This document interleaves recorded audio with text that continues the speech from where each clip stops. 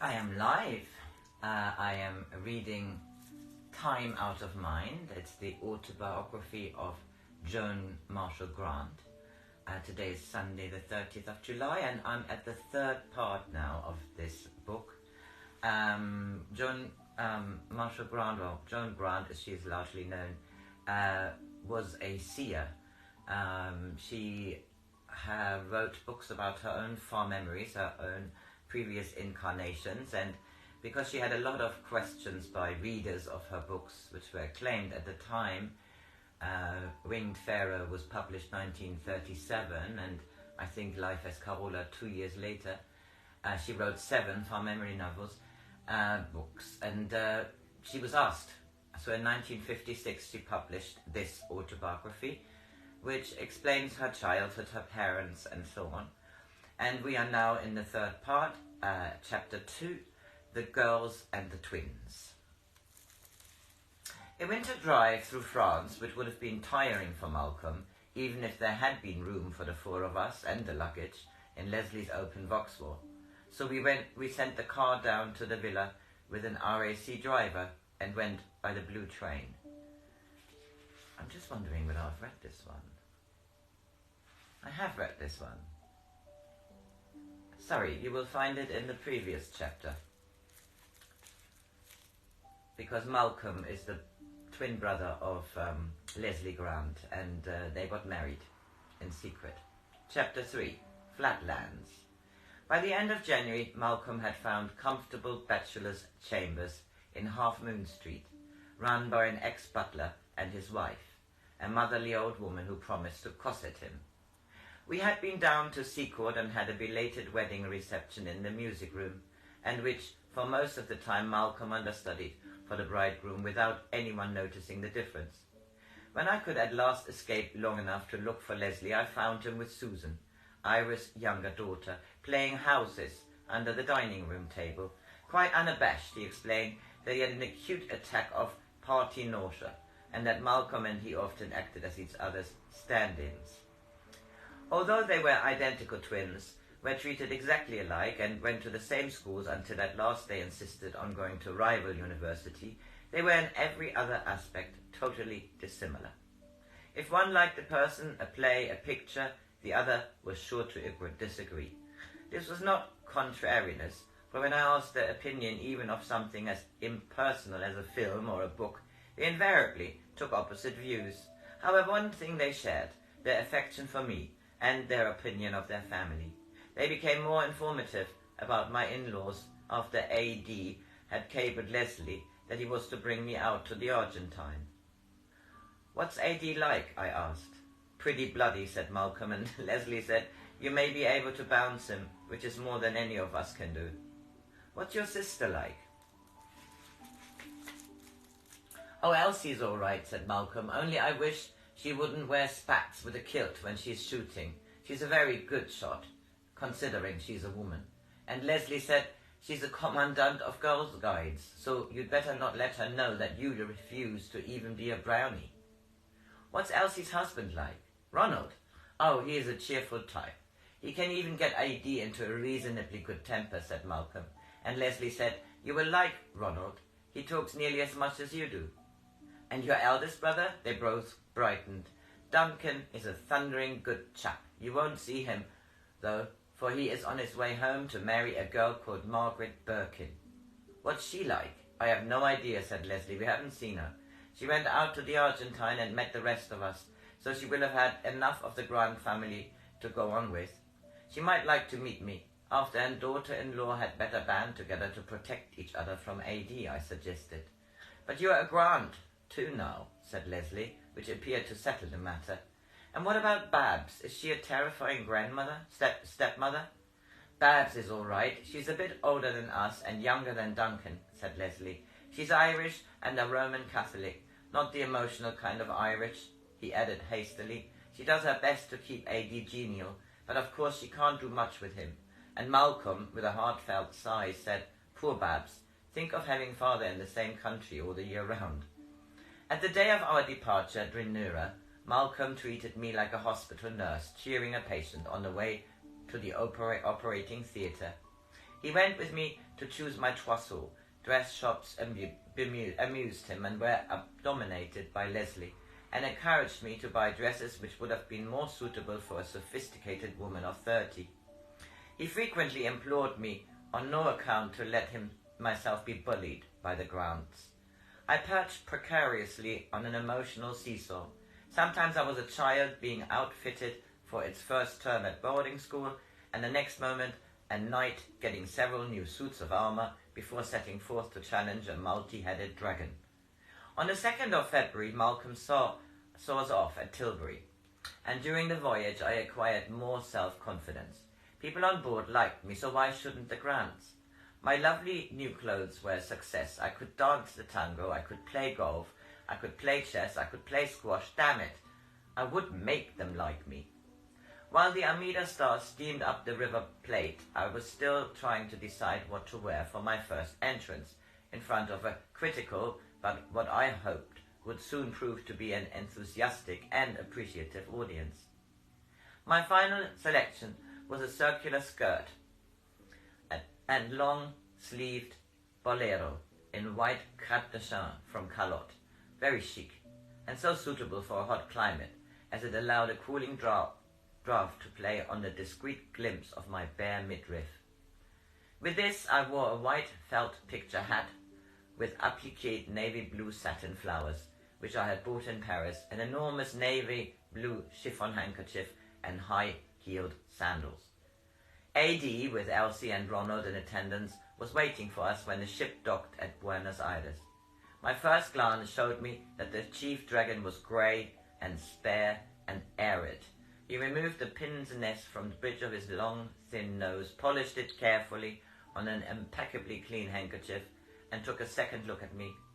He was tall, but I was tall enough to look him slap in the eyes which were cold and grey as a wet day in his native Scotland. "Well, you seem to have brought plenty of luggage," he remarked, and marched off, Leslie at heel, to the customs shed. Elsie, who also wore pince-nez glasses, fired off a few hearty remarks of the "hope you had a decent trip" variety. Ronald beamed as though enjoying a private joke. I did not realize until later that, as neither Leslie nor I had thought of giving my dossier in our letters to A.D., my costume for Act 1, Scene 1, had confirmed their suspicions that Leslie had picked me out of the Gaiety chorus.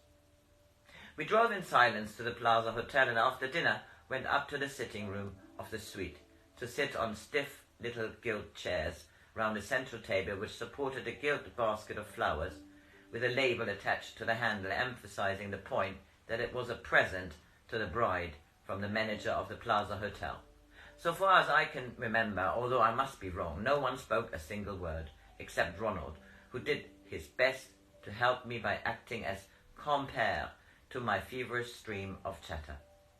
It was midnight when he and Elsie returned to Hurlingham, the more than English suburb, where they reigned. A.D. opened a cupboard, brought out a bottle of whisky, and said pointedly, "Leslie and I will have a nightcap before we go to bed." This was the cue for my exit, and I took it thankfully. For 2 hours I prowled up and down my bedroom through waves of gloom.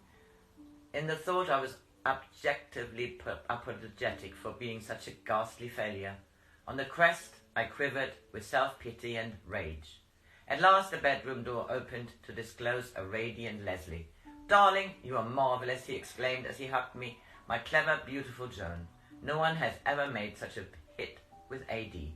I've never heard him be so chatty." He positively sparkled.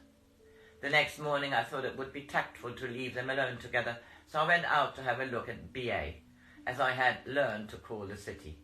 Travel leaflets described it as the Paris of the South, but nearly 30 years ago it looked like a pastry cook's nightmare, and a pastry cook who could only dream in 2 dimensions. For while many of the buildings had facades which might have been modelled in icing sugar, the back and sides of them had dreary walls of muddy-coloured bricks. I wandered along looking into shop windows, especially the flower shops, and after following several side streets came to one where men were rather dismally standing in queues outside houses which looked too small for pubs. In most of the windows women were sitting, knitting, sewing, manicuring their nails, or listening to gramophone records. They looked friendly, so I smiled at several of them and was annoyed that instead of smiling back, they shouted at me in Spanish, which I could not understand, and even went so far as to grimace and put out their tongues. A nice-looking man came up to me and took me by the arm. "I think you have lost your way, señorita," he said in quite good English, and began to hurry me along the pavement. "Leave me alone," I said crossly, for I dislike being hurried, especially by strangers. He tightened his grip. "I shall not leave you alone. You will come home with me. I have a very nice flat. We will have luncheon together." "My husband does not like me to lunch with strange men," I said primly, "and anyway, he is expecting me to lunch with him at the Plaza Hotel." He laughed, which I thought most discourteous. Did he think I was too plain to have a husband? "Then I will conduct you back to him and tell him it is not sensible to let his wife go for walks by herself." "You will tell him nothing of the sort. I have never heard anything so ridiculous, and I am not ready to go back to the hotel yet. I come out to do a little bit of shopping." "Then I will come shopping too, and carry your parcels. I can at least talk to the shop girls for you in Spanish." So I let him come with me. I thought that it would be good for him to learn that English women could not be bullied by impertinent foreigners. I bought gramophone records, silk stockings, toothpaste, and a rather gaudy tie, because my escort admired it, for Leslie. I gave it to the floor waiter the next morning, as it looked even gaudier when I examined it more critically. He bought me an enormous bunch of gladioli and insisted on carrying it as well as my parcels into the hotel. I introduced him to Leslie, and they spoke to each other in Spanish for a minute or two. Then he left, and Leslie said wearily, "For God's sake, don't let A.D. know that on your first day in the Argentine you got picked up in the red light district." The next day we went to A.D. to Rosario, and in the train I acquired further merit by beating him at chess. Babs was kind but preoccupied with a baby who was fretful and delicate. There was a complete absence of the gay hidalgos I had expected to meet. We played golf every day, and I played well, because the first time I got into the rough and tunnel round to see why my caddy was slow in handing me a niblick, I found he was using it to kill a snake. After that, I kept to the fairway. After about a week of this, A.D. drove us to one of his estancias, La Carlina, in the province of Córdoba. Mile after mile we drove through endless quantities of nothing. Nothing except wire fences every 1,000 meters, nothing except creaking iron windmills painted dried blood red, nothing except the bleached skeletons and skulls of hundreds of cattle which had failed to survive the first stage of their trek to the meat-packing plants in Buenos Aires. I comforted myself with the thought that when we arrived at the estancia, I would find a luxurious Spanish home, perhaps a fountain in the patio where gauchos would serenade the bride and bridegroom to the accompaniment of accordions and guitars. La Carlina, in fact, was almost frighteningly ugly. Frightening because how could I hope to understand a father-in-law who was exceedingly rich and yet so mean that he would not make his home even moderately comfortable? The only living room was in the middle of the house and lit by a skylight. The dried blood red of the creaking windmill was echoed in the wallpaper, on which were dozens of faded photographs, mostly of cows. But two of the photographs reassured me. One was of Leslie's mother, instantly recognizable as the woman I had seen in my dream, and the other of Leslie and Malcolm, taken the month before she died, with golden ringlets and white kid-button boots, with lace collars on their velvet suits, the clothes in which she had brought them to me. I knew she had been beautiful, sensitive, and gay. This was confirmed by the letters A.D. had received after she died, which were stuck into a purple velvet album displayed on a shelf under her photograph. It must have been A.D. who chose the hideous furniture, probably from a mail-order catalogue, for no woman of taste could have possibly done so.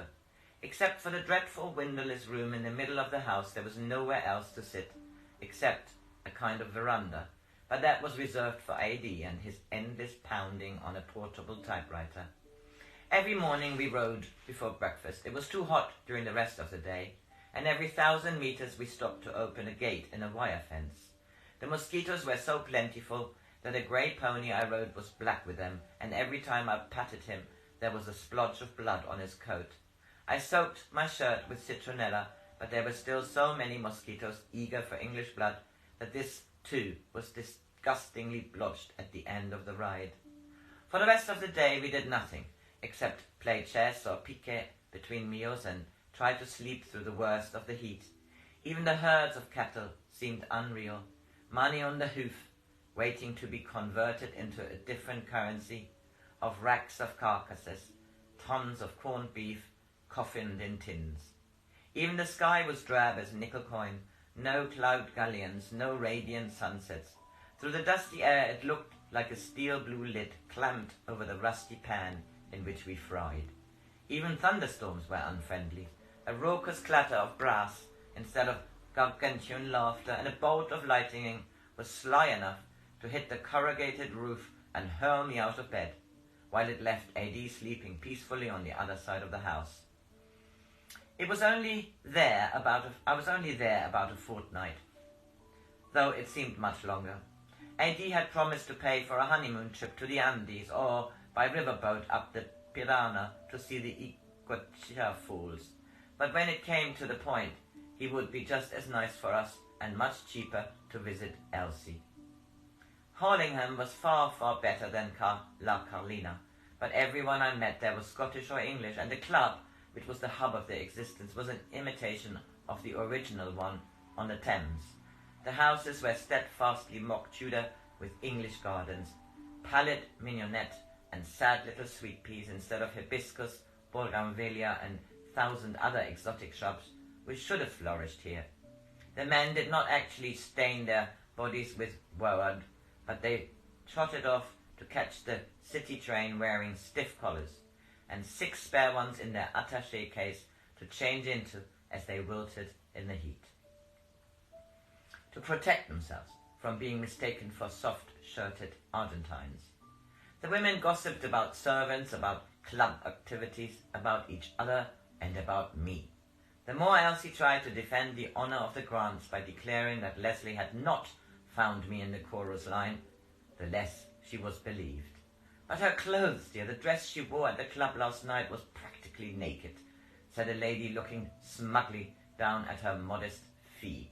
Chorus girls never play games, countered Elsie desperately. Oh, but she has to.